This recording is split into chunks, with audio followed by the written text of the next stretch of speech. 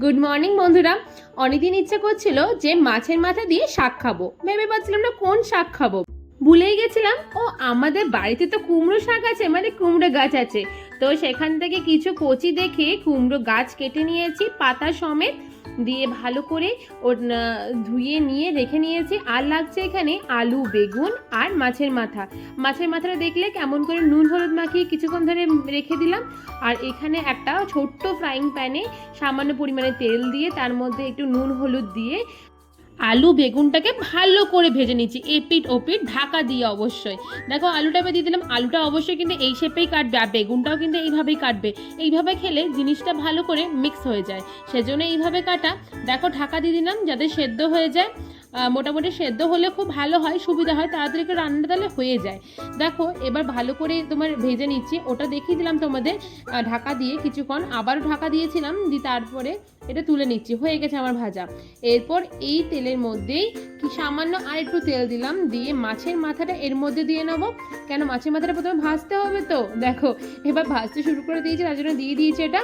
তো এপিট এপিট করে দিলাম। এবার ভাবলাম যে ওইদিকে তো মাছ ভাজাটা হচ্ছে, মানে মাছের মাথা ভাজাটা, তো টাইমটা কেন ওয়েস্ট করবো, তাড়াতাড়ি করে করতে হবে। তো সেজন্য কুকারের মধ্যে ওই ধোয়া শাকটা দিয়ে দিলাম ভালো করে জল ঝরিয়ে।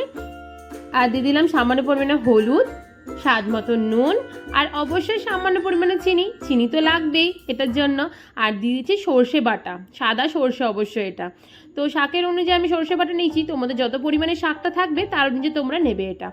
আর দেখো সামান্য পরিমাণে জল দিয়ে হাতে ভালো করে মেখে এটা কিছুক্ষণের জন্য দম দিয়ে নেবো, মানে কয়টা সিটি ফেলে নেবো। আর দেখো মাছের মাথাটা ভাজা প্রায় হয়ে এসছে এদিকে আমার। অবশ্যই ওই রকমভাবে করো, মানে তাড়াতাড়ি করে, তাহলে হয়ে যাবে, যেটা তোমাদের প্রেশার কুকারে দেখালাম। আর দেখো ভালো করে এবার ভেঙে নেওয়া হবে, মাছের মাথাটা ভাজা ভাজা হয়ে গেছে যেহেতু, ভেঙে কিছুক্ষণের জন্য রেখে দেওয়া হবে। এরপর প্রেশার কুকারটা চাপিয়ে দেবো কয়েকটা সিটির জন্য। সিটি হয়ে গেলেই এবার কড়াইয়ের মধ্যে সামান্য পরিমাণে তেল দেবো। তেল দিয়ে ওর মধ্যে কিছু ফোড়ন লাগবে, যেমন 5 ফোড়ন যাবে, আর যাবে গোটা শুকনো লঙ্কা। দেখো গোটা শুকনো লঙ্কা কত টুকরো করে নিয়েছি, এখানে 2টো শুকনো লঙ্কা আছে, 4 টুকরো করে সব করে নিয়েছি। তারপরে এর মধ্যে সামান্য পরিমাণে চিনি দেবো, চিনি দিয়ে ভালো করে নাড়িয়ে চাড়িয়ে তারপর টমেটো দিয়ে দেবো। টমেটো কুচি অবশ্যই দেবে তোমরা, যাতে টেস্টটা আরও বেশি ভালো খেলবে এটাই। আর এই দেখো এখানে দিচ্ছি রসুন থেতো আর কাঁচা লঙ্কা থেতো। এই দেখো সামান্য পরিমাণে কাঁচা লঙ্কা, সেরকম কাঁচা লঙ্কা ছিল না। এরপর দিয়ে নেবো শাকটা, শাকের সাথে ভালো করে কষাতে হবে।